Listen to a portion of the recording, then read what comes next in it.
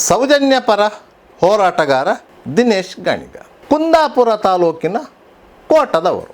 ಮಹೇಶ್ ಶೆಟ್ಟಿ ತಿಮರೋಡಿಯವರ ಟೀಮಿನಲ್ಲಿ ಸೇರಿಕೊಂಡು ಸೌಜನ್ಯ ಪರ ಹೋರಾಟ ಎಂದು ಹೇಳಿಕೊಂಡು ಸಂತೋಷ್ ರಾವ್ ಪರ ಬ್ಯಾಟ್ ಬೀಸುತ್ತಿದ್ದಂತಹ ದಿನೇಶ್ ಗಾಣಿಗ ಶ್ರೀ ಕ್ಷೇತ್ರ ಧರ್ಮಸ್ಥಳದ ಪರವಾಗಿ ನಿಂತಿದ್ದಂತಹ ಹೋರಾಟಗಾರರನ್ನು, ಅವರ ಮನೆಯವರನ್ನು ವಾಚಾಮಗೋಚರವಾಗಿ ನಿಂದಿಸುತ್ತಿದ್ದರು. ಅವರ ಮೇಲೆ ಕೆಲವೊಂದು ಪ್ರಕರಣಗಳು ದಾಖಲಾಗಿವೆ. ಕುಂದಾಪುರ ಭಾಗದಲ್ಲಿ ಸೌಜನ್ಯ ಪರ ಹೋರಾಟವನ್ನು ಕಟ್ಟಿ ಬೆಳೆಸಿದವರಲ್ಲಿ ದಿನೇಶ್ ಗಾಣಿಗ ಪ್ರಮುಖರು.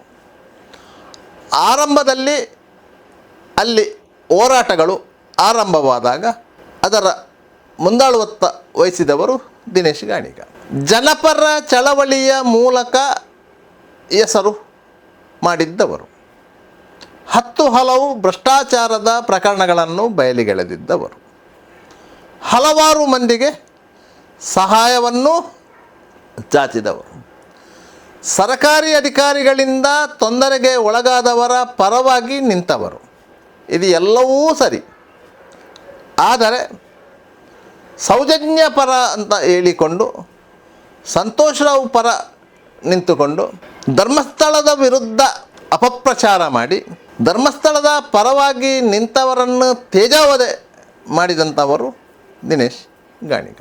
ಸೌಜನ್ಯ ಪ್ರಕರಣಕ್ಕೆ ಸಂಬಂಧಿಸಿದಂತೆ ಸಂತೋಷ್ ರಾವ್ ಅವರನ್ನು ಖುಲಾಸೆಗೊಳಿಸಿದಂತಹ ನ್ಯಾಯಾಲಯ ನೀಡಿದ ತೀರ್ಪಿನ ಪ್ರತಿಗಳನ್ನು ಹಿಡಿಕೊಂಡು ಯೂಟ್ಯೂಬ್ಗಳಲ್ಲಿ, ವಾಹಿನಿಗಳಲ್ಲಿ ಪುಂಖಾನುಪುಂಖವಾಗಿ ವಾದ ಮಂಡಿಸುವುದರಿಂದ ದಿನೇಶ್ ಗಾಣಿಗ ಅವರಿಗೆ ಒದಗಿದಂತಹ ಸಂಕಷ್ಟ ಏನು ಅಂತ ಹೇಳಿದರೆ, ಅವರ ಮಗಳು ನಿಗೂಢವಾಗಿ ನಾಪತ್ತೆಯಾದದ್ದು. ಹರೆಯದ ಹೆಣ್ಣೊಬ್ಬಳು ನಾಪತ್ತೆಯಾದಂತಹ ಸಂದರ್ಭದಲ್ಲಿ ಆ ಮನೆಯವರ ನೋವು ಅರ್ಥವಾಗುವಂಥದ್ದು. ಇಂಜಿನಿಯರಿಂಗ್ ಕಾಲೇಜಿಗೆ ಎಂದು ಮನೆಯಿಂದ ಹೊರಟಿದ್ದಂತಹ ಮಗಳು ಸಂಜೆ ವೇಳೆಗೆ ಮನೆಗೆ ಬಾರದೇ ಇದ್ದಂಥ ಸಂದರ್ಭದಲ್ಲಿ ಆ ಹೆಣ್ಣಿನ ಹೆತ್ತವರ ಒಡೆದು ಹೋಗುವಂಥದ್ದು.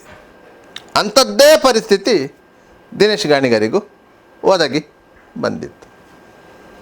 ಸ್ಥಳೀಯವಾಗಿ ಸಾಕಷ್ಟು ಪ್ರಚಾರವಾಗಿದ್ದಂತಹ ಈ ಘಟನೆಯನ್ನು ಕೆಲವರು ದಿನೇಶ್ ಗಾಣಿಗರೊಂದಿಗೆ ವೈಯಕ್ತಿಕವಾಗಿ ಮನಸ್ತಾಪ ಹೊಂದಿಕೊಂಡಿದ್ದಂಥವರು ಸಂಭ್ರಮಿಸಿದ್ದು ಹೌದು, ಅದು ತಪ್ಪೂ ಹೌದು. ಯಾವುದೇ ಮನೆ ಹೆಣ್ಣು ಮಗಳು ನಾಪತ್ತೆ ಆದಂಥ ಸಂದರ್ಭದಲ್ಲಿ ಅದು ಸಂಭ್ರಮ ಪಡುವಂಥದ್ದು ಅಲ್ಲ. ಸಂಬಂಧಪಟ್ಟವರನ್ನು ಹೊರತುಪಡಿಸಿದಂತೆ ಕೆಲವರು ಸೋಷಿಯಲ್ ಮೀಡಿಯಾದಲ್ಲಿ ಈ ವಿಚಾರದಲ್ಲಿ ತಮ್ಮ ತಮ್ಮ ಅಭಿಪ್ರಾಯಗಳನ್ನು ವ್ಯಕ್ತಪಡಿಸಿದ್ದು ಹೌದು. ಅವರೆಲ್ಲರ ಮೇಲೂ ದಿನೇಶ್ ಗಾಣಿಗರು ಕೋಟಾ ಪೊಲೀಸ್ ಸ್ಟೇಷನ್ಗೆ ದೂರು ಕೊಟ್ಟಿರುವುದು ಹೌದು. ಅದನ್ನು ಸ್ವತಃ ದಿನೇಶ್ ಗಾಣಿಗ ಅವರೇ ವಿಡಿಯೋ ಮೂಲಕ ಸ್ಪಷ್ಟಪಡಿಸಿದ್ದಾರೆ. ಅವರ ಮನೆಯ ಮಗಳ ವಿಚಾರದಲ್ಲಿ ಸೋಷಲ್ ಮೀಡಿಯಾದಲ್ಲಿ ಹರಡಿದಂತಹ ಸುದ್ದಿಗಳ ಬಗ್ಗೆ ಅವರಿಗೆ ಅಷ್ಟು ನೋವು ಆಗ್ತದೆ ಅಂತಾದರೆ, ಸೌಜನ್ಯ ಪ್ರಕರಣಕ್ಕೆ ಸಂಬಂಧಿಸಿದಂತೆ ಶ್ರೀ ಕ್ಷೇತ್ರ ಧರ್ಮಸ್ಥಳದ ಪರವಾಗಿ ನಿಂತವರ ಮನೆ ಮಂದಿಯ ಮೇಲೆ, ಹೆಣ್ಣು ಮಕ್ಕಳ ಮೇಲೆ, ಶ್ರೀ ಕ್ಷೇತ್ರದ ಧರ್ಮಾಧಿಕಾರಿಗಳ ಮೇಲೆ, ಅವರ ಕುಟುಂಬದವರ ಮೇಲೆ, ಆ ಮನೆಯ ಹೆಣ್ಣು ಮಕ್ಕಳ ಮೇಲೆ ವಾಚಾಮಗೋಚರವಾಗಿ ನಿಂದಿಸಿದಂತಹ ದಿನೇಶ್ ಗಾಣಿಗ ಅವರಿಗೆ ಅವರ ನೋವು ಅರ್ಥ ಆಗಲಿಲ್ಲವೇ ಎನ್ನುವಂತಹ ಪ್ರಶ್ನೆ ಖಂಡಿತವಾಗಿಯೂ ಮೂಡ್ತದೆ. ಇಷ್ಟಕ್ಕೂ ದಿನೇಶ್ ಗಾಣಿಗರು ಹೇಳಿದಂತೆ ತನ್ನ ಮಗಳು ಓಡಿ ಹೋಗಿಲ್ಲ, ತನ್ನ ಮಗಳು ತನ್ನೊಂದಿಗೆ ಮನೆಯಲ್ಲಿ ಇದ್ದಾಳೆ. ಸರಿ, ಅವರು ಹೇಳಿದ್ದನ್ನೇ ಒಪ್ಪುವುದಾದರೆ ದಿನೇಶ್ ಗಾಣಿಗರ ಹೆಂಡತಿ ಹೋಗಿ ಕೋಟಾ ಪೊಲೀಸ್ ಸ್ಟೇಷನ್ಗೆ ಕೊಟ್ಟ ದೂರು ಏನು? ಕೋಟಾ ಪೊಲೀಸರು ದಾಖಲಿಸಿಕೊಂಡ FIR ಏನು? ಇದರ ದಾಖಲೆಗಳು ಇವೆ. ದಿನೇಶ್ ಗಾಣಿಗರ ಮಗಳು ಶಿರುವ ಬಂಟಕಲ್ಲಿನ ಇಂಜಿನಿಯರಿಂಗ್ ಕಾಲೇಜಿನ ಪ್ರಥಮ ಸೆಮಿಸ್ಟರ್ ವಿದ್ಯಾರ್ಥಿನಿ. ಆಕೆ ಮನೆಯಿಂದ ಕಾಲೇಜಿಗೆ ನಿತ್ಯ ಸಂಚಾರ ಮಾಡುತ್ತಿದ್ದವಳು. ಆ ದಿನ ಮನೆಯಿಂದ ಹೊರಟಂತಹ ಆಕೆ ಸಂಜೆ ವೇಳೆಗೆ ನಿಗದಿತ ಸಮಯಕ್ಕೆ ಮನೆಗೆ ಬರಲಿಲ್ಲ. ಅವಳ ಸೆಲ್ ಫೋನು ಸ್ವಿಚ್ ಆಫ್ ಆಗಿತ್ತು.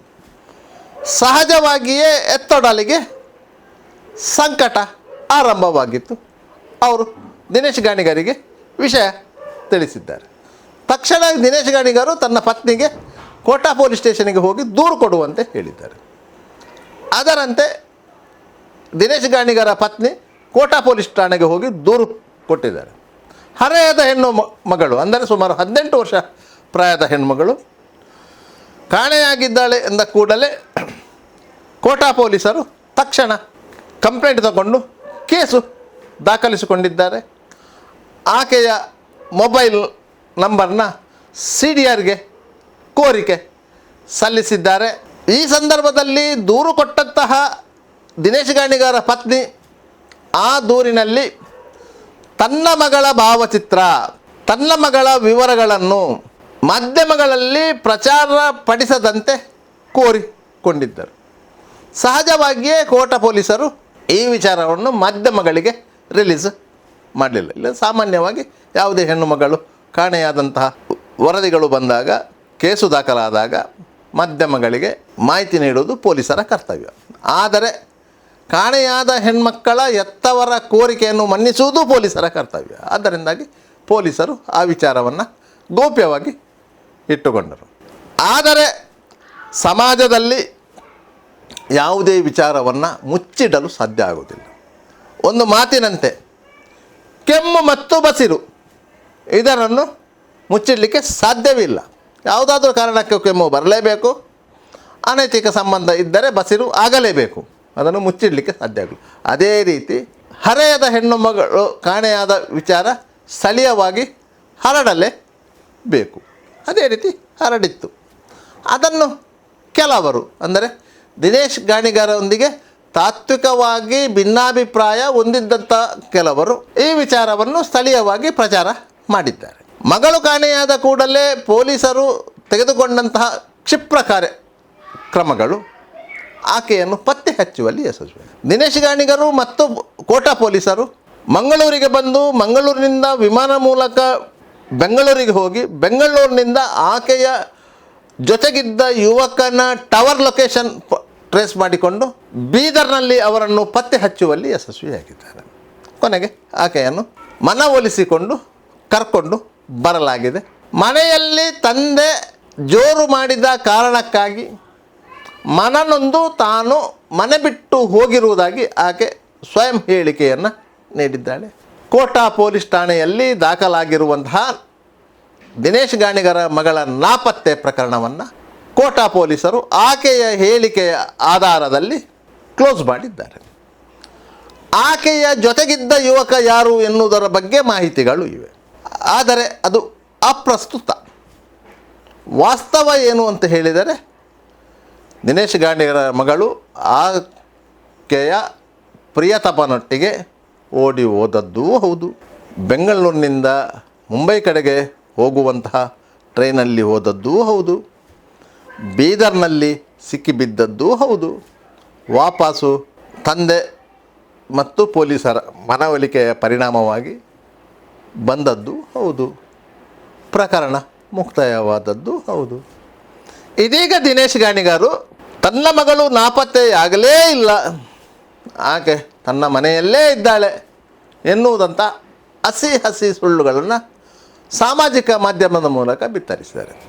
ತನ್ನ ಮಗಳ ಬಗ್ಗೆಯೇ ಈ ರೀತಿ ಸುಳ್ಳು ಹೇಳುವಂತಹ ದಿನೇಶ್ ಗಾಣಿಗರು ಸೌಜನ್ಯ ಪ್ರಕರಣದಲ್ಲಿ ಹೇಳಿದ್ದೆಲ್ಲ ಸತ್ಯ ಎಂದು ನಂಬಲಿಕ್ಕೆ ಸಾಧ್ಯ ಇದೆಯಾ?